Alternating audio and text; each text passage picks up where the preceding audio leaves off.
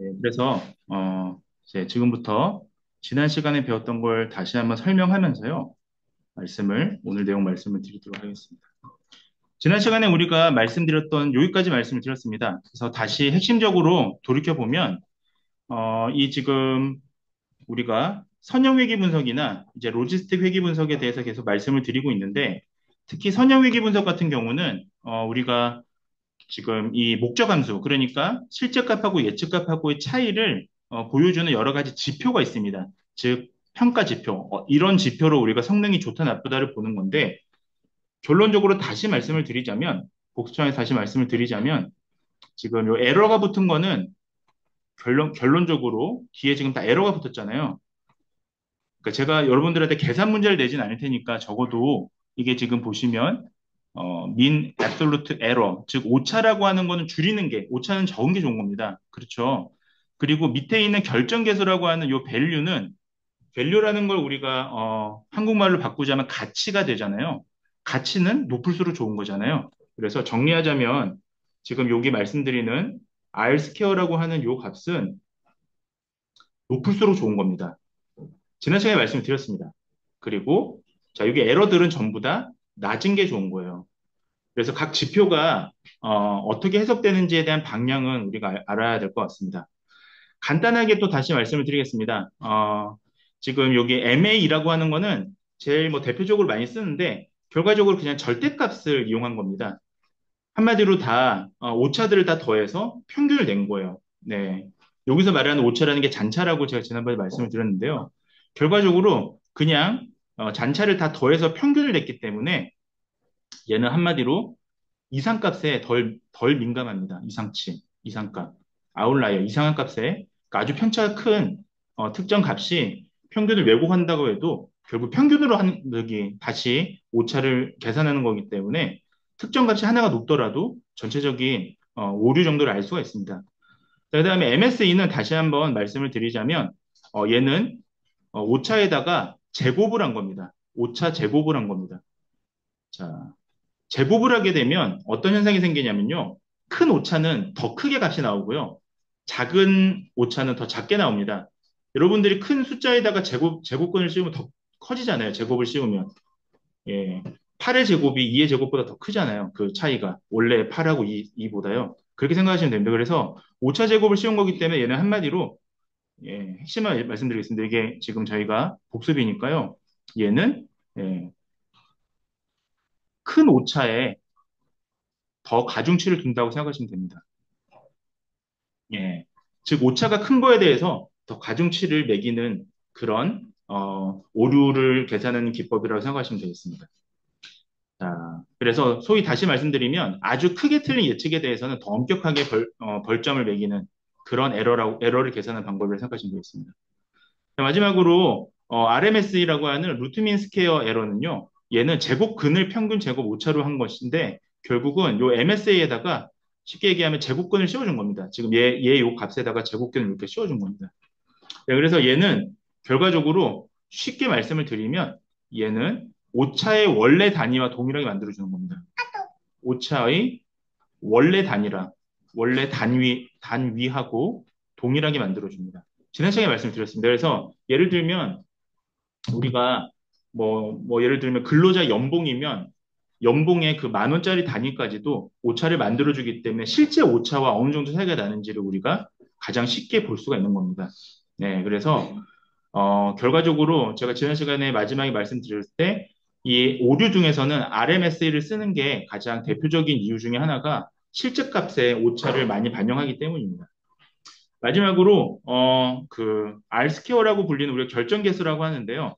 자, 이 결정계수는 우리 종속 변수가 전체 변동을 얼마나 잘 설명하느냐입니다. 그러니까 소위 우리가 한마디로 요약하자면 설명력이라고 보시면 됩니다. 그러니까 본인이 만든 모델이, 즉 우리가 본인이 만든 회계식이 그 Y, 즉 그 결과값을 얼만큼 설명해 주는 건지.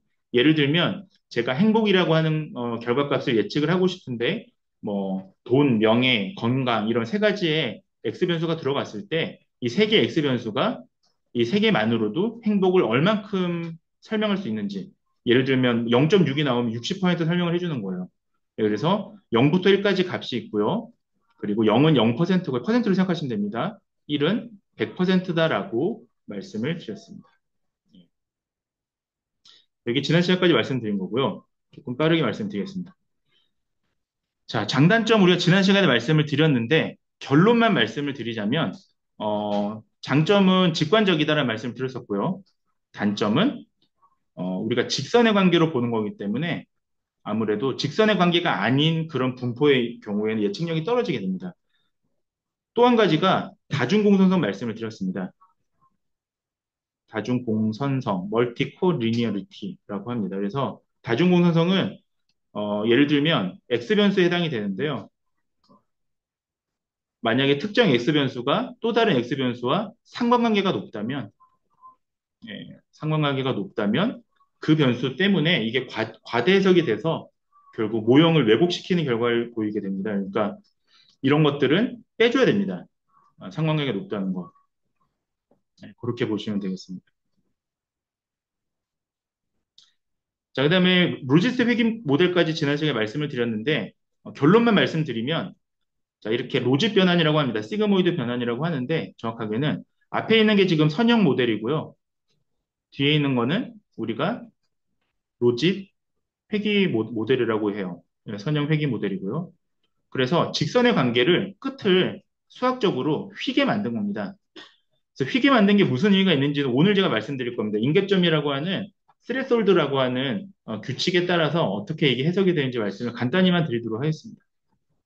결론만 말씀을 드리면 지금 이거는 무한대로 뻗어나갑니다. 지금 보시면 선형획이기 때문에 예, x는 쭉 y 이상으로 쭉 뻗어나가게 되고요. 얘도 지금 마이너스라면 쭉 무한대로 뻗어나가게 됩니다. 근데 그런 값이 아니라 이 값을 예, 퍼센트라고 하는 0과 1의 사이에 가둬놓는 겁니다. 즉 무한대가 아니라 여기서 쭉 올라가는 값은 즉 1이라고 하면 퍼센트로 치면 100%고요. 0은 0%가 되겠습니다. 그래서 소위 다시 말씀드리면 확률의 값으로 어, 값을 가둬놓는다라고 보시면 되겠습니다.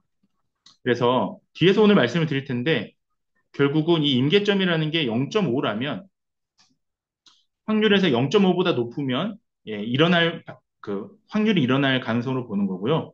0.5보다 적다면 0에 일어나지 않을 가능성으로 이렇게 수렴하는 이런 형태로 만드는 게 로지스트 회귀 모델이라고 말씀드리겠습니다. 자, 그래서 그 함수를 우리가 시그모이드 함수 또는 로지 모형이라고 말하는데요. 어, 네, 여러분들한테 계산식까지는 요구하지 않으니까 요 용어는 좀 알아두셨으면 좋겠습니다. 그래서 로직 곡선이라 부르기도 하고 시그모이드 곡선 또는 시그모이드 함수라 부르기도 합니다. 계산식은 좀 생략하도록 하겠습니다. 이런 계산식을 이용하면 이렇게 원래는 절대값으로 계속 올라가는 건데 이런 식으로 절대값으로 내려가는 거고요.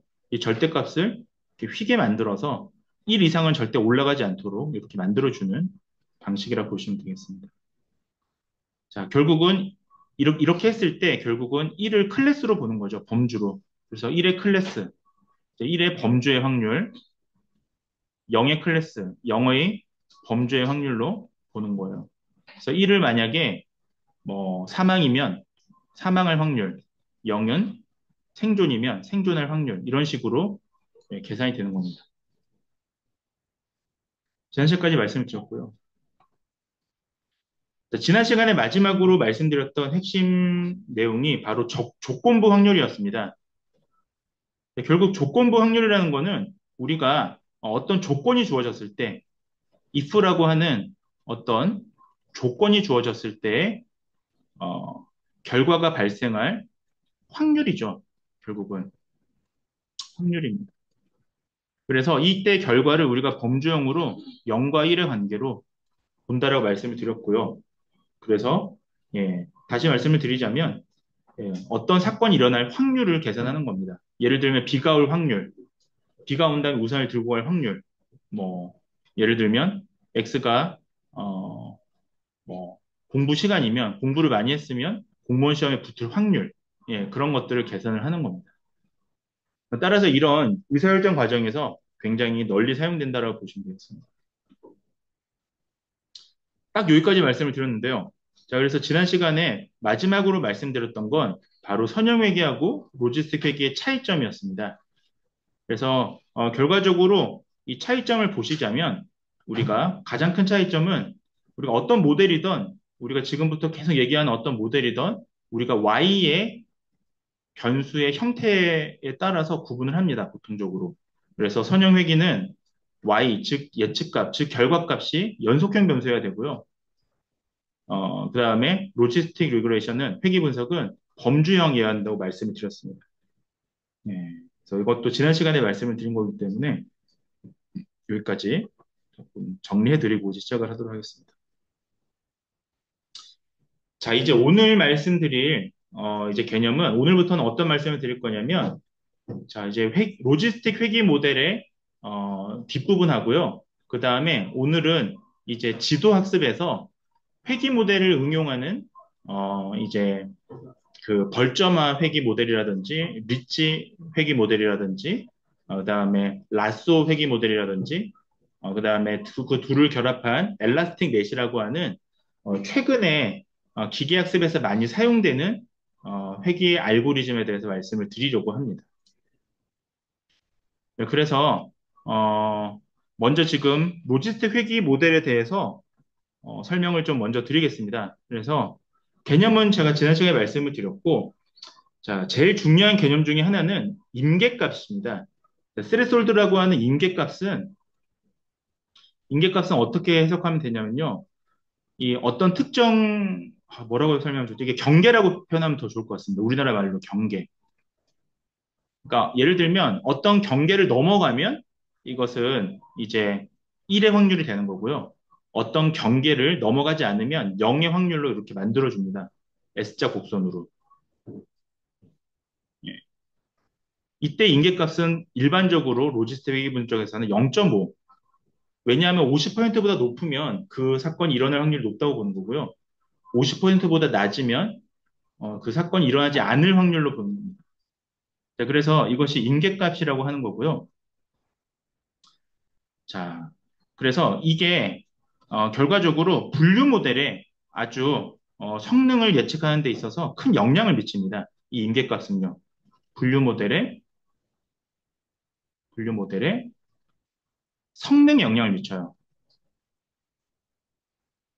자, 왜 어떻게 영향을 미치냐면 이걸 약간 역학관계로 좀 네, 역학관계로 좀 생각을 하셔야 되는데 이걸 설명하려면 이제 민감도 특이도 뭐 이런 개념이 나오는데 아주 쉽게 제가 설명을 드리겠습니다. 예를 들면 제가 예를 들면 자 만약에 예를 들면요 임계값을 좀 낮다고 한번 생각해 볼게요. 임계값을 그러니까 예를 들면 임계값이 0.5가 아니라 0.3부터는 0.3으로 이렇게 나눈 겁니다. 임계값을 그러면 자 만약에 제가 암을 진단해요. 암을 진단해요. 암을 진단하는 모델이에요. 자, 그러면, 이 0.3부터는, 예를 들면 어떤 값에 0.3부터는 0.3을 넘어가면 암이라고 가정해 볼게요. 0.3을 넘어가면 1로 이제 예측하는 겁니다. 0.3보다 0.29보다 낮다면 0으로 하는 겁니다. 즉, 여기서 1은 암이고요. 0은 정상이라고 가정했을 때, 만약에 0.3처럼 인계값을 낮게 설정하게 되면요. 조금만 확률이 높아도 다 암으로 진단하게 됩니다. 예, 이렇게 되면 다 암으로 진단을 하기 때문에 실제 암이 아닌 사람도 다 암으로 과 진단하게 될 겁니다. 그렇죠. 자, 근데 만약에 임계점을 반대로 0.3이 아니라 0.7이라고 한번 가정해 볼게요. 그러니까 다시 얘기하면 0.7을 기준점으로 경계선으로 설정해서 0.7보다 높으면 우리가 암으로 보는 거고요. 확률로요. 0.7보다 낮으면 건강한 성인이라고 가정해 보겠습니다. 암을 진단하는 데 있어서 예를 들면요. 자, 그렇다면 지금 마찬가지로 실제 암인데 암이 아닌 건강한 사람으로 될 확률이 더 높아지는 거잖아요. 그러니까 이처럼 하나가 올라가면 하나가 떨어지게 됩니다. 그래서 이거를 좀 쉽게 말씀을 드린 건데 이 개념을 조금 더 다시 말씀을 드리면 그래서 우리가 실제로 잠시만요. 요 다음 장에 써드릴게요. 네. 좀 필기하는 친구들한테 좀 미안한데 혹시 이게 제가 녹화를 하고 있으니까 혹시라도 조금 놓치시는 분들은 녹화 자료를 보시면 좋겠습니다. 그럼 제가 최대한 천천히 말씀을 드릴게요. 그래서 자 여기다 써드릴게요. 그냥 잠깐 다른 색깔로 써드릴게요.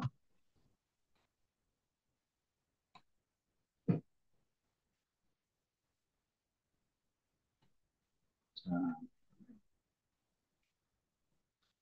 그래서 지금 민감도라는 개념이 있습니다. 그리고 특이도라는 개념이 있어요. 그래서 자, 민감도는요. 자, 한마디로 실제 양성인 경우를 우리가 양성으로 잘 예측하는 경우에 실제 양성, 예를 들면 실제 환자라면 그 환자를 환자로 잘 예측하는 걸 우리가 민감도라고 합니다. 그러니까 그 검사라면 우리가 특정 검사라면 여러분들이 그 쓰는 예를 들면 직업 상담 검사라면 예를 들면 정말로 직업을 잘 상담해 줄 수 있는 원래 목적에 맞게 잘 우리가 셀렉트하는 거를 민감도라고 해요. 특이도가 뭐냐면요. 특이는 반대예요. 반대로 실제로 음인 경우, 음성인 경우를 음성으로 잘 예측하는 경우입니다. 예를 들면 백신 같은 경우에 실제로 이제 그 건강한 사람들을 건강한 사람으로 잘 예측하는 게 백신이잖아요. 우리가 그 코로나 키트 같은 경우에 물론 우리가 반대로 생각하면 뭐 코비드 19처럼 어떤 질병을 잘 민감하게 예측을 할 필요도 있겠습니다만 어쨌든 정상인을 정확하게 정상이라고 예측하는 것도 필요합니다. 자, 따라서 지금 요 아까 말씀드렸던 요 개념이 이 개념인 거예요. 예. 그래서 만약에 이 인계값을 너무 낮게 설정을 하게 되면요, 다 이게 이 뭐냐 그 건강한 사람으로 잡힐 테니까 대부분 다 이제 저기 뭐냐 질병이 거의 안 잡힐 테니까 이런 게 저기 차이가 발생하게 됩니다. 민감도 특이도. 그래서 핵심은 지금 제가 말씀드린 핵심은 결국은 최적의 인기값을 설정하는 게 중요하다는 말씀을 드리는 겁니다. 정리하자면 그래서 로지스틱 회귀 분석에서는 0.5라고 하는 이 인기값을 거의 대부분 쓰는데 이건 왜냐하면 반반의 확률이잖아요. 근데 만약 이거를 너무 낮추거나 너무 높이게 되면 한마디로 민감도나 특이도에 문제가 발생할 수 있다. 그래서 0.5로 보통 많이 맞춰서 진행을 한다는 말씀을 드리는 겁니다. 자, 그래서 우리가 근데 이제 이게 상황에 따라서 예를 들면 병을 우리가 어, 더 정밀하게 예측할 필요가 있는 경우가 있고요. 그게 아니라 예를 들면 이벤트가 없는 경우, 예를 들면 정상을 더 정밀하게 봐야 되는 경우도 있어요. 그래서 이거는 목적에 따라서 이 인계값은 설정하는 경우들도 있습니다. 그래서 보통 그런 경우는 선행 연구를 통해서 확인하는 경우들이 많이 있습니다. 자, 근데 더 중요한 말씀을 딱 한 말씀만 더 드리면, 그래서 이 인계값을 만약에 이런 경우에도, 그러니까 보통은 다시 정리하자면, 회귀 분석에서는 인계값은 0.5로 설정이 되는데, 만약에 목적에 따라서, 정밀도를 더, 그러니까 양성을 더 정밀하게 예측해야 되는 경우가 생기거나, 음성을 더 정밀하게 예측해야 되는 경우가 생깁니다. 그 경우에는, 이 인계값을 좀 조절해 줘야 되는데, 근데 이거는 좀 쉽게 하는 방법이 하나 있습니다. 그거 말씀만 드리고 넘어가도록 하겠습니다. 가장 쉽게 하는 방법은 요거는 꼭 알아두세요. 네. 제가 주관식으로 물어보진 않으니까요. 자, ROC 곡선이라는 게 있습니다. ROC 곡선은요, 우리가 민감도와 한마디로 얘기하면요, 민감도와 특이도를 모두 고려하는 방법이라고 생각하시면 됩니다. 예. 그래서 여러분들 ROC 곡선의 값으로 예측할 수 있다라는 것 정도만 현재는 알아두시면 좋겠습니다. 우리가 나중에 실습을 하실 건데 중간고사 이후에 실습할 때 보면 ROC 곡선을 도출할 거거든요. 산출할 거거든요. 이때 좀 더 자세히 말씀을 드리겠습니다. ROC 곡선의 값을 보고 어떤 모델이 더 좋은 모델인지 그걸 판단하는 기준을 다시 말씀드리겠습니다. 지금 마지막으로 이 회귀 모델에서 중요한 평가 지표를 하나 말씀을 드리겠습니다. 우리가 잠시만 돌려볼게요. 제가 앞서 말씀드렸던, 오늘 특히 복습에서 앞서 말씀드렸던 요 지표는요, 목적 함수에 대한 지표예요. 그러니까 목적 함수라는 거는 실제 값과 예측 값의 차이잖아요. 그러니까 얼만큼 뭐 정확하냐 뭐 정도를 우리가 말한다고 보시면 되겠습니다. 예, 그래서 그 정확도에 대해서 세 개의 오차와 하나의 설명력으로 얘기를 했었는데 지금 말씀드릴 건 그게 아니고요.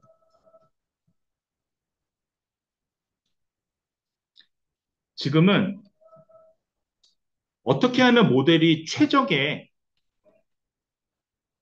예측력을 가질 수 있는지,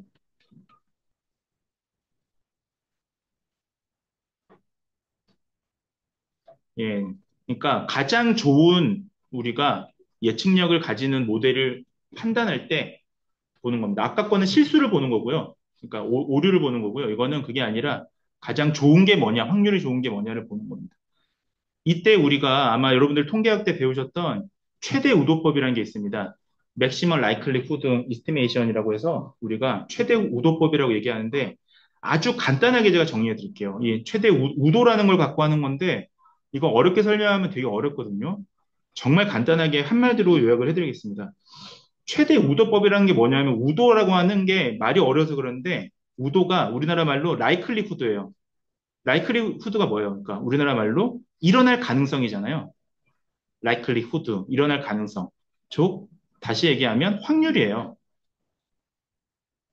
그렇다면 우리가 이게 말이 어려서 그런데 maximum likelihood estimation, estimation은 추정한다는 뜻이거든요. 우리나라 말로. 그러니까 가장 확률이 높은 걸 추정하는 방법이라는 뜻입니다. 최대 우도법이라는 건. 제가 조금 더 쉽게 풀어서 여러분들 옆에다 써드릴게요.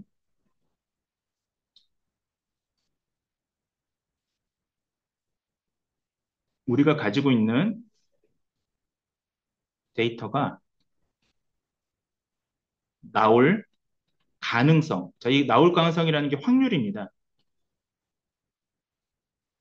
확률을 가장 높게 만들어주는 설정값이라고 보시면 됩니다. 모델의 설정값. 왜냐하면 우리가 이걸 하이퍼 파라미터 값이라고 하는데요. 우리가 나중에 이제 모델을 실제로 실습할 때 만들어 볼 텐데 이 값들을 설정을 해줘. 우리 아까 임계값도 설정할 수 있잖아요. 원래는 기본이 0.5지만 임계값을 어떻게 낮추냐 높으냐에 따라서 예를 들면 뭐 만약에 질병을 진단하는 키트라면 질병을 좀 더 민감하게 예측할 수도 있고 아니면 질병이 아닌 사람을 더 민감하게 예측할 수도 있습니다. 임기값이라는 걸 설정하에 따라서.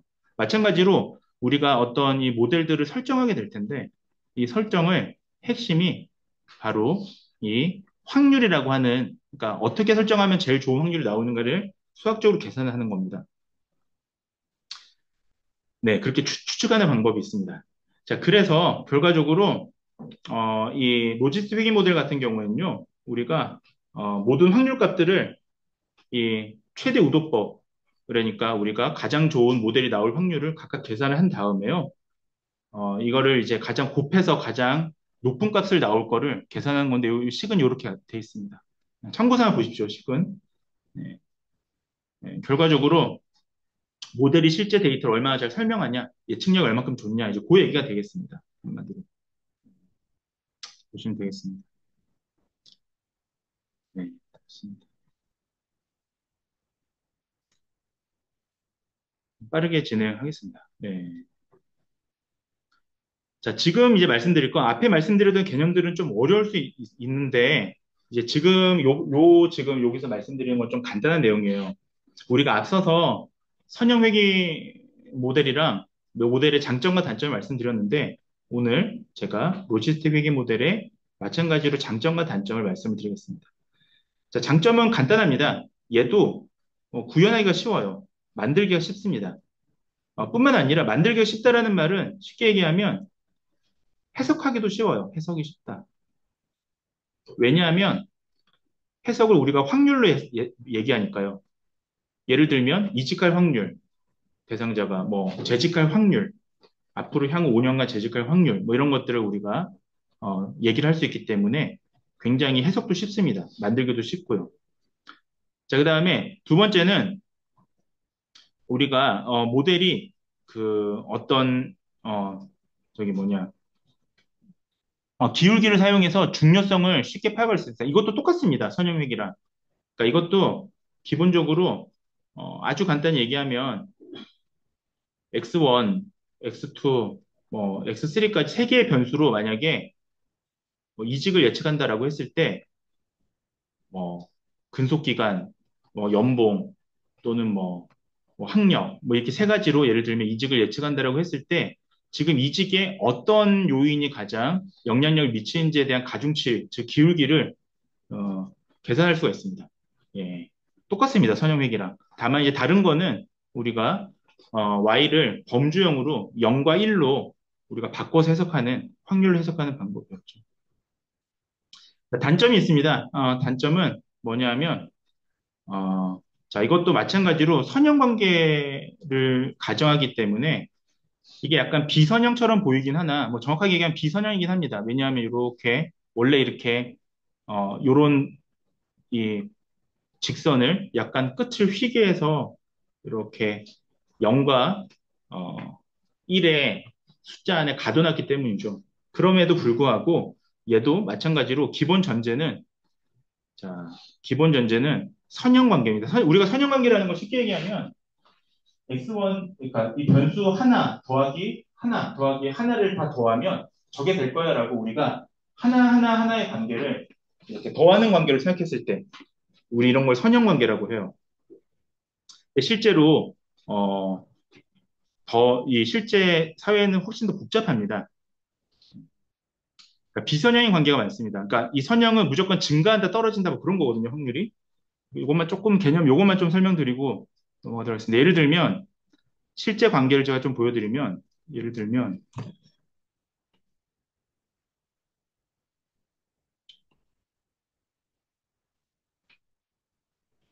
자, 실제 관계를 제가 보여드리면 만약에 우리가 x는 음주량이고요. y는 그냥 이렇게 도표에서요. 사망률이라고 가정해 볼게요. 그러면 우리는 이렇게 생각을 합니다. 그러니까 선형으로 생각한다는 건 이런 거예요. 음주를 많이 하면 많이 할수록 사망률이 높아진다라는 건데 실제 이제 코호트 그러니까 인구 집단 데이터로 이런 걸 분석하면 어떻게 나오냐면 이렇게 나옵니다. 이거 우리가 J 쉐 곡선이라고 표현하는데 똑같이 음주고요. 음주량이고요. 예를 들면 사망률이면 아예 음주를 안 한 사람이 조금 사망률이 높고요.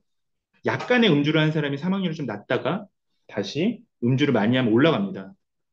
그러니까 실제로는 선형 관계가 아니라 이렇게 J 모양처럼 비선형 관계라는 거죠. 얘를 만약에 선형처럼 해석하게 되면 어떻게 되냐면 기울기가 이렇게 바뀌게 됩니다. 실제로 이런 모양인데 이거를 직선의 모양으로 바꾸게 되면 이렇게 바뀔 거 아니에요, 기울기가. 그러니까 왜곡하게 됩니다, 실제로.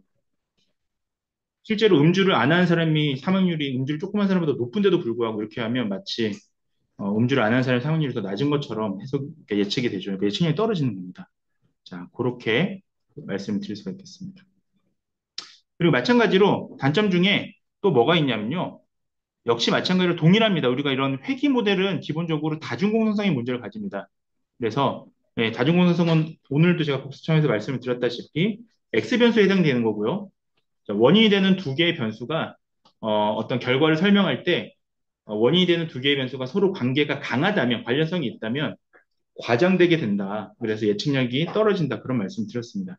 그래서 회귀 모델은 역시 마찬가지로 다중공정성이 있기 때문에 X변수를 선택할 때 관련이 없는 이거를 이제 통계학적으로 좀 어렵게 말하자면 독립적인 관계인, 그러니까 독립적인 변수들을 선택해야 됩니다. 그러니까 A1, X1하고 X2가 전혀 관계없는 별개의 지표여야 되는 겁니다. 특성이어야 되는 겁니다. 그렇게 이해하시면 되고요. 자, 지금부터는 미리 오버뷰만 하고 잠깐 쉬도록 하겠습니다. 어, 흰색으로 좀 바꿔드릴 텐데 지금부터 말씀드린 모델을 앞서 말씀드린 모델하고 완전 다른 거예요. 그러니까 이거는 앞서 말씀드렸던 거는 회귀 분석이나 그러니까 선형 회귀 분석이나 로지스틱 회귀 분석은 여러분들이 통계학 시간에도 아마 배우셨을 겁니다. 1학년 때 배우셨다고 했으니까. 또는 뭐 통계 실습 때, 3학년 때 배우셨던 분들도 있고요. 그러나 지금 말씀드린 이 방법은 그것보다 훨씬 최근의 방법이고요.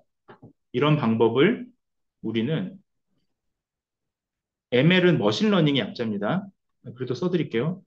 머신러닝, 기계학습. 기계학습에 기반한 회귀 모델이라고 표현합니다. 즉, 지금부터 말씀드린 모델은 좀 더 AI와 가까운 형태의 그런 계산이라 보시면 되겠습니다. 지금 앞서 보셨던 우리가 그 회귀 모델들을 보시면 결국은 한마디로 얘기하면 이 우리가 회귀 모델이 훈련 데이터를 이렇게 그 학습이라는 걸 통해서 값을 이렇게 익히는데 이 훈련된 데이터를 잘 학습을 해야 되는데요. 문제는 지금 어, 학습을 아주 정밀하게 하게 되면 여러모로 좋긴 한데 무슨 문제가 생기냐면 학습되지 않은 새로운 데이터가 들어왔을 때 훈련 데이터에만 너무 정교한 모델이 생기는 바람에 새로운 데이터가 어, 잘 예측이 안 되는 경우가 생깁니다. 예측성이 떨어지는 경우가 생깁니다. 이거를 한마디로 과적합이라고 하는데 뒤에서 제가 설명을 드리겠습니다. 좀 더 쉽게 제가 컨셉으로 얘기하면 예를 들면 제가 만약에 어느 날 동해에 가서 이런 뭐 고등어가 있다고 칩시다. 그래서 고등어를 잘 잡을 수 있게 제가 그물을 짰어요. 이렇게. 이거는 우리나라 동해 바다에 있는 고등어의 크기를 잘 잡을 수 있는 크기의 그물을 짜놨습니다. 근데 문제는 예를 들면 저 동남아에 갔는데 고등어 북반구에 있죠. 러시아나 이제 노르웨이에 갔는데 거기에 예를 들면 저기 고등어는 더 작다고 한번 가정해 볼게요. 그러면 제가 우리나라 동해에서 이 고등어를 잡기 위해서 제가 그물 사이즈를 규격을 만들어 놨는데 너무나 얘를 정밀하게 딱 얘 크기에 맞춰서 그물을 짜놨으면 러시아에 가서 지금 이 물고기한테 잡으려고 던지면 안 잡힐 거 아니에요. 왜 안 잡히냐면 한마디로 이 그물은 이 동해 바다에 있는 사는 얘한테만 맞춰져 있으니까요. 너무 정밀하게. 얘가 아닌 다른 똑같은 고등어인데 다른 지역에 있는 고등어는 못 잡는 겁니다. 크기가 좀만 달라져도. 즉 다시 얘기하면 결국은 학습이라는 게 너무 훈련 데이터의 학습이 잘 돼 있으면 실제 데이터의 일반화라고 하거든요. 그걸 일반화. 실제 데이터를 예측하는데 성능이 쭉 떨어지게 됩니다. 자, 그래서 발생하는 문제가 세 가지가 있어요. 두 가지가 있어요. 하나는 과소적합입니다. 뒤에서 좀 설명드릴 텐데 지금 오버뷰를 해드릴게요. 오버뷰. 그러니까 개요를 말씀드릴게요. 얘는 한마디로 얘기하면 내가 이제 회귀 모델이든 뭐든 머신러닝을 만드는데 얘가 너무 단순한 거예요. 학습이 너무 덜 된 거예요. 그러니까 학습이 너무 덜 된 거예요. 학습이라는 게 결국은 AI가 내가 이제 그 훈련용 데이터를 보고 예를 들면 이직 모델을 예측하는데 훈련용 데이터를 주거든요. 걔를 막 학습했는데 조금만 학습한 거예요. 그러니까 너무 단순한 거죠. 이렇게 되면 훈련 데이터의 패턴도 파악을 못 합니다. 여러분들 예를 들면 시험 공부라고 생각해 볼게요. 시험 공부를 학습이라고 가정한다면 좀 있으면 우리 시험인데 시험 공부를 전혀 안 했어요. 예를 들면 이 수업을 만만히 보고 예를 들면 그냥 대충 그냥 뭐 한번 훑어봤습니다. 그러면 실제 시험을 보게 되면 어떨까요? 당연히 점수가 낮게 나오겠죠. 왜냐하면 훑어만 봤으니까. 무슨 말인지 알겠죠? 그래서 이거는 네, 좋지 않은 거예요. 학습이 너무 떨어지는 거예요. 자, 과대적합은 이게 더 훨씬 많이 발생합니다. 얘는 뭐냐 하면 너무 완벽하게 학습을 한 거예요.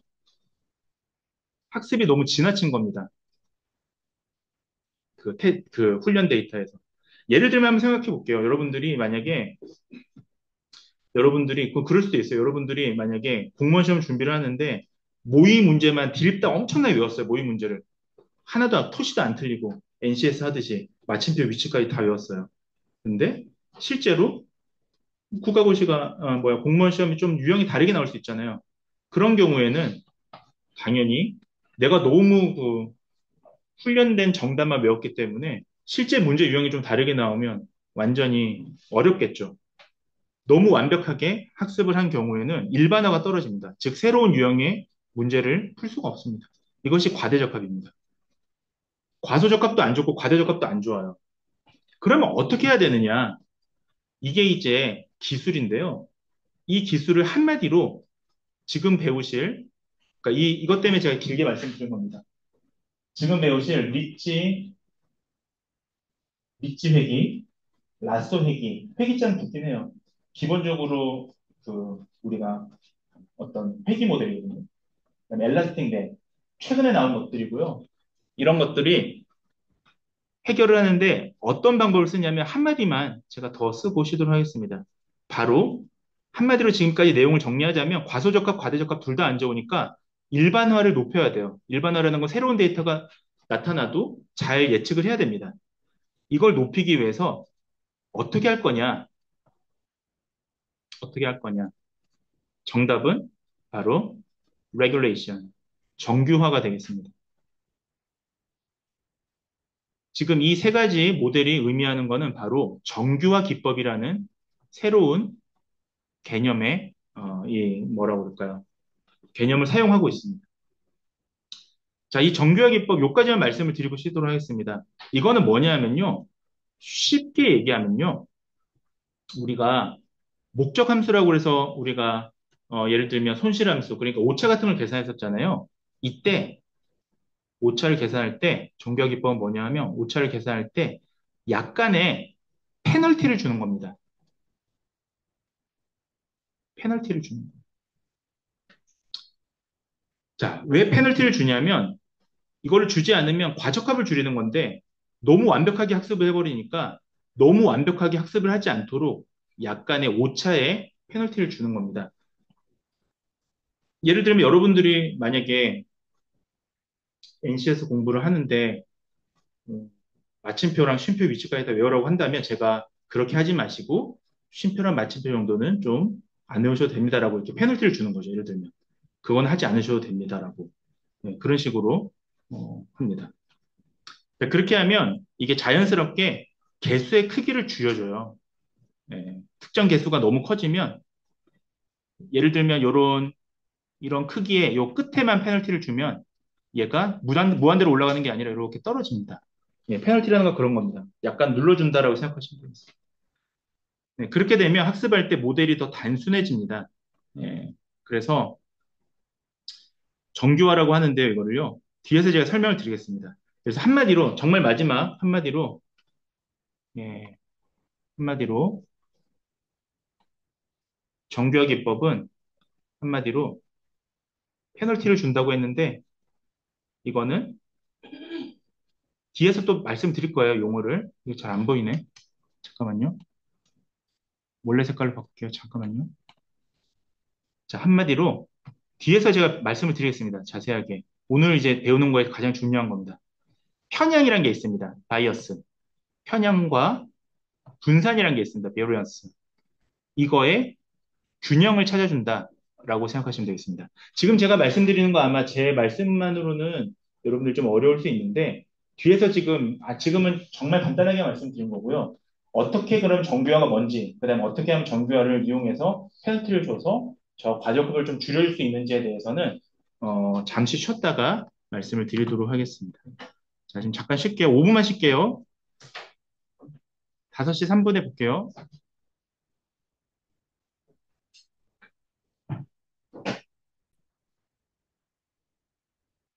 자, 제가 그래서 진도를 빨리 빼기보다는 이 부분이 중요하기 때문에 여러분들이 아마 왜 중요하다고 생각이 드냐면 여러분들이 통계학 시간이나 어쨌든 간에 통계 실습 시간이나 아니면 1학년 때부터 통계학 시간이나 회귀 모델은 그래도 좀 배웠을 것 같아요. 제 생각에.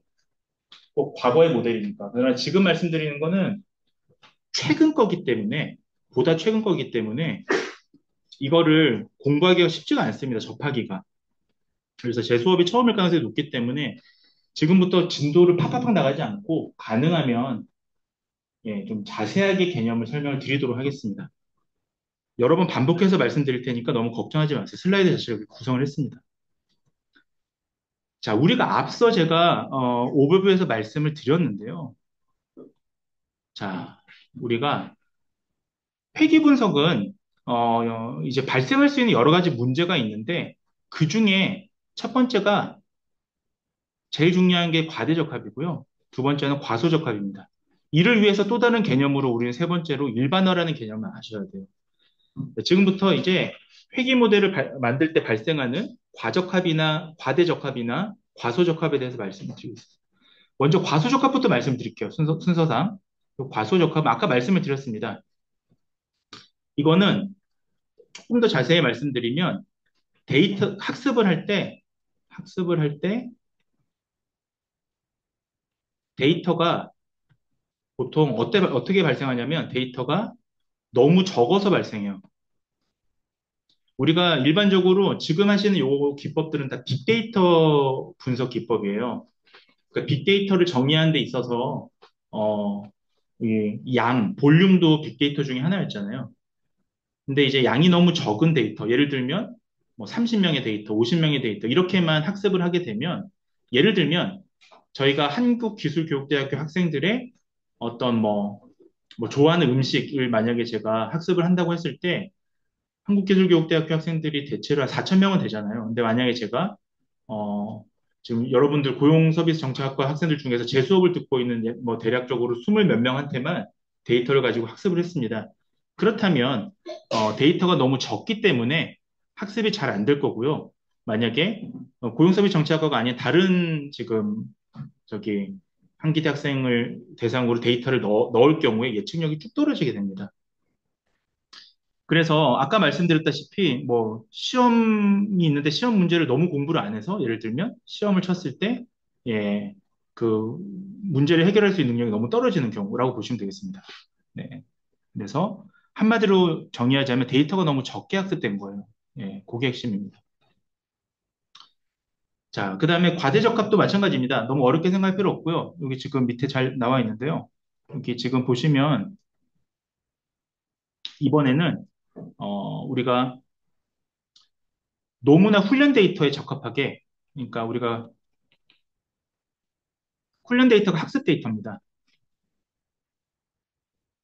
그러니까 우리가 훈련 데이터라는 거는 AI가 패턴을 익힐 수 있도록 계속 학습하는 데이터를 얘기합니다. 너무나 훈련 데이터에 맞춤형으로 만약에 너무 이게 어, 맞춤형으로 얘가 학습이 된다면 여러분들 그렇다면 얘는 어떠한 새로운 데이터도 잘 설명하지 못할 거예요. 왜냐하면 얘는 훈련 데이터에만 맞춰 있으니까. 예를 들면 제가 아까 말씀드렸다시피 만약에 그 한국기술교육대학교 학생들이 뭐 좋아하는 메뉴를 제가 보고 싶다고 했는데 만약에 뭐 각 학과별로 몇 명씩을 뽑아놨습니다. 예를 들면 그렇게 해서 4천 명 중에서 2천 명의 데이터를 학습을 했는데 이 2천 명을 너무 2천 명에 대해서만 계속 반복해서 학습을 하게 되면 예, 우리가 학생들의 특성은 다 다를 수밖에 없잖아요. 새로운 학생의 데이터 들어왔을 때 이게 안 맞게 됩니다. 그러니까 너무 정밀하게 학습하는 것도 문제라는 거예요. 그래서 이것을 우리가 오버피팅, 과소적합은 언더피팅이라고 얘기합니다. 자, 그래서 이게 굉장히 아까도 처음에 서두에 말씀드렸다시피 과소적합보다는 이게 이 AI 특히 빅데이터에서 우리가 자주 접하는 문제들이 있어요. 그 중에 대표적인 게 과적합이에요, 사실은. 이걸 어떻게 줄일 것이냐가 사실은 AI 전문가들 사이에서는 굉장히 화두입니다. 이걸 줄이는 기법이. 뭐 사실 줄이는 기법이 여러 가지가 있고 그 중에 하나가 우리가 오늘 배우실 이제 정교화 기법이에요. 자, 그래서 우리가 일반화라고 하는 거는 결국 한마디로 얘기하자면 예, 과적합이 있어도 안 되고 과대적합이 있어도 안 되고 과소적합이 있어도 안 된다. 우리가 그냥 편의상 현장에서는 그냥 과대적합을 표현 안 하고 그냥 과적합을 표현하거든요. 과소적합을 표현하는데 제가 이게 입이 너무 이렇게 그에 익숙해서 자꾸 과적합이라고 해서 과대적합입니다. 원래 이름은. 그래서 가장 좋은 건 뭐냐면 지금 일반화가 잘 돼야 됩니다. 그 얘기를 하려고 일반화라는 개념을 또 설명드리겠습니다. 이건 뭐냐면 우리가 학습한 이 데이터 모델이 실제로 우리가 학습했던 그 데이터뿐만 아니라 현상 자체를 잘 대변할 수 있는, 즉 다시 말하면 어떠한 경우에도 잘 우리가 적용될 수 있을 정도의 설명력을 가진 그런 모델을 만들어야 우리가 좋은 모델을 만들었다고 할 수 있는 거예요. 한마디로 정의하자면 우리가 딱 실험했을 때 그 데이터가 아니라 어떠한 상황에도 적용할 수 있는 그렇게 해서 우리가 해석할 수 있는 좋은 설명력이 있는 모델 이걸 만드는 게 목적입니다. 자, 이걸 위해서 이제 뒤에서 말씀드릴 일반화를 위해서 하는 방법이 바로 정규화가 되겠습니다. 정규화는 제가 뒤에서 좀 말씀을 드릴게요. 그래서 정리하자면 네, 우리가 흔히 회귀 모델을 만들고 나면 과소적합이나 과대적합 같은 문제가 발생할 수 있고 이를 해결하기 위해서는 즉 일반화를 높이기 위해서는 정교화가 필요하다. 이 말씀을 드렸습니다. 뒤에서 말씀을 또 드리겠습니다. 관련된 것들을. 자, 이거를 조금 더 제가 여러분들이 어려울 수 있을 것 같아서 어, 좀 예시를 제가 시험 문제로 맞춰왔어요. 여러분들 다른 예시보다 이게 좀 저기 기억에 남을 것 같아서 여러분들이 만약에 시험 준비라고 한번 가정해 볼게요. 직상 시험 준비라고 가정해 볼게요. 예. 부담 드리려는 게 아니라 제가 아는 그게 예시가 잘 없어서. 자, 그러면 시험을 잘 보기 위해서는 우리가 시험을 잘 보기 위해서는 사람은 기출문제집을 사서 문제를 풀고 시험을 보고 성적을 받으면 되잖아요. 어떻게 보면 간단한 일인데 우리가 사실은 시험을 잘 보기 위해서는 어떻습니까?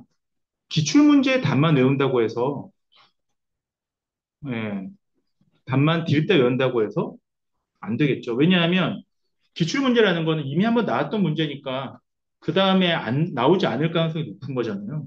그러니까 결과적으로 우리가 문제 해결 원리를 알아야 되는 거예요. 해결 원리를. 예. 그래야 여러분들이 이 어떤 현상에 대해서 예를 들면 이게 뭔지를 정확하게 알고 새로운 유형의 문제가 왔을 때 풀어낼 수가 있잖아요. 제가 만약 그렇게 안 하고 지금 이 데이터 관련된 이 수업을 여러분들한테 이 테스트 그대로 외우라고 하면 여러분들은 이 테스트에서 이 과목의 시험은 잘 맞을 수 있겠지. 만약에 제가 예를 들면 괄호 채우고 이런 거 괄호 지워놓고 이 답 뭔지 쓰게 하고 뭐 지도학습은 사람이 시험 공부하는 거 유사한 그대로 쓰게 하고 외우게 하고 그러면 요 슬라이드는 여러분들이 다 외울 수 있겠죠. 그러나 다른 시기에 만약에 응용이 돼서 현업에 나가서 과적합이나 과소적합에 대한 어떠한 질문에도 답하기가 어려울 겁니다. 결과적으로는 우리가 어떤 문제에 대한 해결 원리를 알아야 되는 거잖아요.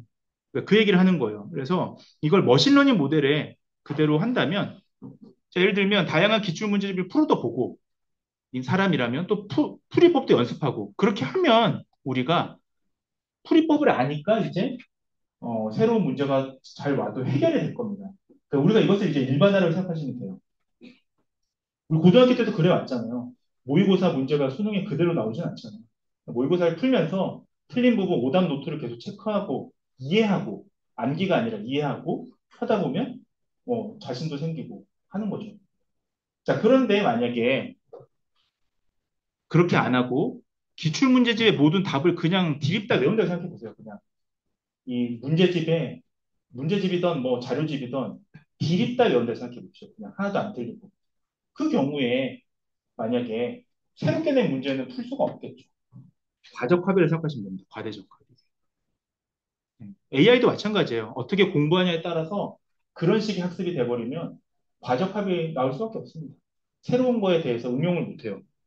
그 다음에 기출문제집을 아예 안 풀어봤어요. 그러니까 몇 번만 풀어봤어요. 그러면 당연히 얘는 기출문제 오답도 많겠죠. 왜냐하면 적게 풀었으니까. 심지어 얘는 새로 낸 문제도 못 풀겠죠. 예. 여기서 핵심은 새로 낸 문제는 당연히 못 푸는 건데, 심지어 기출문제, 즉, 훈련 데이터도 못 푼다는 뜻입니다. 그래서 이것을 우리가 과소적합이라고 합니다. 근데 이 과소적합은 실제로는 많지는 않아요. 예, 데이터가 너무 적은 경우에 해당이 되는 거고, 그 다음에 반복을 너무 적게 해서 그래요. AI에서. 자, 그러나 과대적합은 정말 자주 일어납니다. 그래서 초창기에 많은 이제 연구자분들이 또는 뭐 초창기 초보 뭐 이런 공부하고 나서 막 실습하고 나서 뭐 이렇게 특히 이공계 학생들 그럴 수 있는데 막 이렇게 너무 좋은 막 정확도 높은 예를 들면 뭐 뇌졸중을 예측한 모델인데 99.9% 나왔습니다 하고 막 너무 기뻐하는 경우 있는데 그 경우에는 그 AI를 구축할 때 만들 때 들어간 그 MRI 사진에서 99.9%를 한 거고요. 정말 새로운 MRI를 하나 넣었을 때는 쭉 떨어져요. 예, 그러니까 소위 과적합인 거죠. 너무 기존의 자료로만 학습이 돼 있으니까. 그래서 일반화를 해야 된다. 그 말씀 드립니다. 자, 요거를 우리가 시각적으로 해서 말씀드릴게요. 왜냐하면 제가 외우는 게 중요하기보다는 여러분들이 좀 개념을 이해하셨으면 하는 바람에서 계속적으로 좀 말씀을 드리겠습니다. 지금 보시는 요 그래프는 일반화와 과적합과 과대적합과 과소적합을 설명하는 대표적인 우리가 예시입니다. 자, 우리가 이 선으로 예측선이거든요, 이게. 파란색 예측선이고, 까만 거는 실제 사람들의 데이터 값이고, 예를 들면 빨간 거는 새로운 데이터라고 가정해 볼게요, 빨간 거는. 제가 잠깐 바꿔볼게요. 레이저 포인트로. 빨간 거는 새로운 값이라고 가정해 볼게요. 자, 그러면 첫 번째 요걸 지금 보시면, 첫 번째 요거 1번, 요 일반화, 이게 지금 예를 들면 X축은 부모의 키고, Y축은 자식의 키입니다. 그래서 부모의 키를 통해서 자식의 키를 예측하는 그런 하나의 회귀선을 그었다고 가정해 볼게요. 그러면 자, 지금, 이거는 어느 정도 요 개체들, 요 지금 실제 하는 값에 가장 적합한 최적의 선 하나 그은 거예요, 기울기를. 그렇기 때문에 새로운 데이터가 투입됐을 때에도 어느 정도 지금 이 예측선에, 이렇게 붙어 있게 됩니다. 소위 어느 정도 예측선의 범위에 들어오게 됩니다. 자, 그러나 두 번째 지금 과적합을 한번 볼게요. 과대적합을, 오버피팅을. 이거는 오차는 완전 줄였어요. 지금 우리가 이걸 잔차라고 그랬잖아요. 예, 지금 요 차이를. 이게 지금 잔차잖아요. 잠깐만, 써드릴게요. 이게 터치가 안 되네. 네, 써드릴게요. 지금 이 실제 값하고 요 선하고의 요 사이가 잔차란 말이에요. 이게. 지금 이게 잔차가 조금씩 있는 거예요. 지금 일반화 모델은. 근데 두 번째 모델은 아예 잔차가 하나도 없습니다. 보시면. 다 지금 떼어놨잖아요. 구슬 빼듯이. 이 경우에 이 선은 이 까만색에 이게 지금 훈련 데이터거든요. 기존의 데이터를 아주 정밀하게 예측 가능하죠. 그러나 새로운 데이터가 투입됐을 때는 예, 차이가 발생이 되는 겁니다. 왜냐하면 지금 얘의 문제는 너무나 기존 까만색 데이터를 잘 설명하는 선을 걷기 때문입니다. 이 경우에 어떤 데이터가 오더라도 예, 이 선에 딱 부합되기 어려울 거예요. 이게 과적합이라고 생각하시면 됩니다. 과대적합이라고 생각하시면 됩니다. 세 번째 과소적합을 보시면 자 이거는 지금 패턴을 거의 반영하지 못하고 있죠. 보시면 실제 요 값들은 지금 까만색 요 값들인데 얘랑 전혀 다른 두 개 정도만 오차를 줄인 요쪽 선을 그었으니까 이 선 자체가 이 데이터도 잘 반영하지 못하고 있는 겁니다. 까만색 데이터. 오차가 크잖아요. 저 까만색 데이터 오차가. 그러니까 얘는 심지어 원래 데이터도 잘 예측도 못했고 새롭게 투입된 이 빨간색 데이터도 예측을 못합니다. 그러니까 최악의 경우인데 사실 과소적합은 흔한 경우는 아니라고 제가 말씀드렸어요. 자, 그래서 한마디로 과적합은 예, 이게 정말 줄여야 되는 겁니다. 이게 겉으로 보면 완벽해 보이더라도요. 완벽해 보이지만 사실은 정확하게 얘기하면 여기 예측을 엉망으로 만든 거죠. 너무 완벽하니까 훈련 데이터. 그렇게 이해하시면 되겠습니다. 그 설명을 드리려고 제가 길게 말씀드렸습니다. 자, 그럼 이제 어떻게 해소할 것이냐? 앞서 지금 제가 정리한 거를 다시 한번 보시면, 자, 지금 회귀 모델에서는 결국 일반화가 중요한데, 일반화가 잘 되지 않으면 과대적합이나 과소적합이 일어난다. 그러면 우리가 중요한 거는 얘를 어떻게 줄일 거냐잖아요. 예. 어떻게 해결할 거냐? 그 방법들을 좀 말씀을 드리도록 하겠습니다. 자, 먼저 과대적합부터 말씀을 드릴게요. 예, 이거는 중요합니다. 과대적합을 어떻게 해소할 거냐? 사실 과적합이 제일 많아요. 이런 케이스가. 자, 몇 가지 방법이 있는데 그 중에서 크게 보면 첫 번째는요. 데이터의 양을 늘리는 거예요. 데이터를 늘린다는 게 양을 늘리는 겁니다. 자, 예를 들면 더 다양하고 풍부한 데이터를 학습하게 되면요. 훈련에서의 특정 패턴만을 가지고 우리가 치우치지 않고요. 좀 더 일반적인 특성을 파악할 수 있게 됩니다. 따라서 데이터의 양을 늘리는 건 좋은 방법입니다. 우리가 통계학에서도 보면 중심극한 정리라고 해서 데이터의 양이 많아지면 그 중앙에 모이는 그런 경향성을 띠게 되거든요. 그러니까 데이터가 많은 건 사실 좋은 거예요. 그러나 현실적으로 데이터 양을 무한대로 늘릴 수는 없잖아요. 그래서 두 번째는 모델의 변수의 개수를 줄이는 거예요. 이것을 우리가 다른 말로 이거는 같이 알아두면 좋을 것 같습니다. 특성공학이라고 합니다. 피처 엔지니어링이라고 합니다. 자, 우리가 이전에 특성이라는 표현하고 차원이라는 표현하고 변수라는 표현이 다 동일하다고 말씀드렸어요. 즉, 특성공학은 뭐 차원을 줄이는 거고 특성공학은 변수를 줄이는 거예요. 여기서 말하는 공학이라는 게 엔지니어링인데 줄인다는 뜻입니다. 쉽게 얘기하면 리덕션, 줄인다는 뜻입니다. 그래서 변수의 개수를 줄이는 게 효과적일 수가 있습니다. 왜냐하면 우리가 불필요한 변수를 제거하게 되면 특정 변수가 과도하게 무언가를 예측하는 걸 줄여줄 수 있기 때문이죠. 그래서 두 번째 방법은 변수를 줄이는 겁니다. 꼭 알아두시고요. 세 번째 방법은 모델을 간단하게 만드는 방법, 즉 단순하게 만드는 거예요. 자, 예를 들면 너무 복잡한 지금 왜 문제냐면 과대적합은 너무 정밀하게 훈련된 거잖아요. 정밀하게 학습이 된 게 문제잖아요. 그러니까 얘가 너무 정밀하게 학습되지 않도록 좀 모델을 단순하게 만드는 겁니다.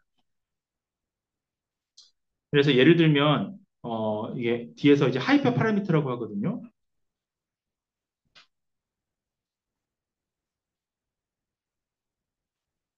자, 하이퍼 파라미터라는 게 이 어이구, 모델의 기능을 설정하는 거라고 보시면 되겠습니다. 유혹에 흔들리지 마시고. 자, 모델에 제가 35분까지 끝내드릴게요. 흔들리지 마시고 이게 지금 중요한 부분이니까 예. 이게 저를 위해 공부하는 게 아니잖아요. 여러분들 인생이 소중하잖아요. 그러니까 가족들 좀 생각하시고 좀 힘내세요. 아니 진짜로 저라면 정말 열심히 할 것 같아요. 자, 모델의 기능을 설정하는 겁니다. 예, 단순하게 그렇게 생각하시면 되겠습니다. 자, 그러면 이 중에서 제가 데이터 양을 늘리거나 정리하자면 과적합이라는 게 너무 정밀한 건 정밀하게 학습된 거니까 데이터 양을 늘려서 조금 정밀성을 줄이거나 좀 희석하거나 변수의 개수를 줄이거나 변수의 개수를 줄인다는 건 너무 정밀하게 어떤 특정 변수가 학습된 걸 좀 느슨하게 만들거나 아니면 모델 자체를 조금 더 하이퍼 파라미터라고 하는 기능을 좀 설정해서 좀 단순하게 하는데 그 중에서 가장 효과적으로 사용되는 방법이 뭐가 있을까라고 한다면 바로 세 번째 거에 가까운 규제입니다. 모델을 좀 더 단순하게 만들기 위해서 규제를 하는 방법이에요. 규제라는 말이 아까 얘기했던 페널티랑 동일합니다. 페널티는 우리가 벌점이라는 뜻이잖아요. 그럼 어떻게 벌점이 모델을 단순하게 만들지를 생각할 수 있을 거예요. 지금 이해 안 되실 거예요. 근데 제가 아마 오늘 수업 마무리할 때쯤에 슬라이드를 보시면 아 이렇게 단순하게 만드는구나. 이게 벌점이구나를 아시게 될 겁니다. 제가 시각적으로 그거를 슬라이드를 구성해 놨기 때문에 그래서 지금은 이렇게 좀 일단 페널티를 주는 방법이 있다. 이 정도면 이해하시면 되겠습니다. 자, 그러니까 예를 들면 모델이 너무나 복잡하게 우리가 복잡해지는 걸 막기 위해서 소위 복잡해진다라는 거는 가중치가 커진다는 거거든요. 여기 좀 써드릴게요. 모델이 복잡해진다는 건 쉽게 얘기하면 가중치가 너무 크다는 거예요. 잠깐만요. 이거 지우고 헷갈릴 수 있으니까. 자, 복잡하다라는 거는 가중치가 많다는 거예요. 자, 그러면 페널티는 이 가중치를 줄여주는 겁니다. 자, 그래서 안정적인 성능을 유도하는 겁니다. 제가 잠깐만요. 이걸 이해하려면 이제 편향하고 분산 개념을 알아야 되는데 너무 길어질 것 같아서 이건 뒤에 설명하는데 제가 딱 그림 하나만 보여드리고 오늘 마치도록 하겠습니다. 그러면 지금 복잡한 거는 가중치가 많은 거고요. 너무 큰 거고요. 그럼 가중치를 줄이는 게 페널티, 벌점이고 이것이 규제. 그리고 어떤 규제한다라는 게 페널티를 준다는 뜻이거든요. 그러면 이게 뭔지 그래프를 한 번만 딱 보시고 마무리 짓도록 하겠습니다. 예. 그러니까 물론 이 시험을 위해서 우리가 바이어스나 베어리언스도 공부하셔야겠지만 다 떠나서 그 용어를 다 모르셔도 돼요. 다 모르셔도 그냥 모르시면 안 되겠지만 시험을 위해서는 그냥 개념적으로 보시면 우리가 주식을 한다고 하는 과정이 없고 주식. 주식을 할 때 만약에 이 시간 주식이라는 게 1분 1분 단위로 바뀝니다. 너무 정밀하게 이걸 예측하면 우리가 이게 가중치가 많다를 얘기합니다. 지금 보시는 이 그림처럼. 이거를 우리가 주식이라는 거를 그게 아니라 1시간 단위로 하루 단위로 하게 되면 옆에 지금 보시는 얘처럼 똑같은 지금 그래프인데 이렇게 바뀌어요. 이 점은 똑같은데 지금 보시면 얘를 너무나 정밀하게 이렇게 긋는 게 아니라 대체 경향만 이렇게 주게 바꿔주는 겁니다. 이거를 우리가 스무딩이라고 해요. 스무딩. 스무스하게 바꾼다는 표현 쓰잖아요. 스무스하다, 부드럽다. 예. 평활화라고 합니다. 우리 한국말로. 한국말이 어려워서 제가 그냥 영어로 쓰는 거예요. 스무딩. 그래서 부드럽게 만든다. 지금 이렇게 부드럽게 만들어 주는 거예요. 어떠한 방법을 써서. 지금 이거는 과적합이고 얘를 일반화하기 위해서 이렇게 좀 죽여놓은 겁니다. 그러니까 소위 요 지금 학습에 너무 과하게 정밀한 거를 이렇게 한 겁니다. 이게 이제 우리가 어떤 수학적인 방법이 있는데 제가 수학적인 방법을 설명하는 건 아니고 컨셉을 말씀을 드릴 거예요. 자, 오늘 시간 관계상 제가 왜냐하면 뒤에서 다음 시간 미리 예고를 드리자면 편향과 분산이라는 개념에 대해서 말씀을 드릴 거고 편향이라는 거는 우리가 정확하게 관역을 어떻게 잘 맞추는지만 편향에 들어가거든요. 베어리언스는 변동성입니다. 새로운 데이터가 들어왔을 때 변동성. 제가 뒤에 설명드릴게요. 이렇게 보면 지금 제 말만 지금만 들으면 어렵지만 제가 예시를 들어가면서 다음 시간에 말씀을 드리도록 하겠습니다. 자, 오늘 수업 여기까지 진행하도록 하겠습니다. 언론들 가셔서